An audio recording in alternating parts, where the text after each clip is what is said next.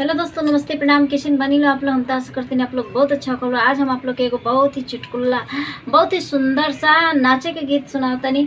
आप लोग के किस लगी कमेंट कर लो। फरलाया मामा बगिया बड़ा निक लागे, फरलाया मामा बगिया बड़ा निक लागे, बगिया रखावे गइल ससुर हमार, बगिया रखावे गइल ससुर हमारे बिछावे सासु खटिया बड़ा निक लागे, बिछावे सास खटिया बड़ा निक लागे, फरलया मामा बगिया बड़ा निक लागे, बगिया रखावे गए भसरू हमारे, बगिया रखावे गए भसरू हमार, बिछावे गोतिनी खटिया बड़ा निक लागे, फरलया मामा बगिया बड़ा निक लागे, फरलया मामा बगिया बड़ा निक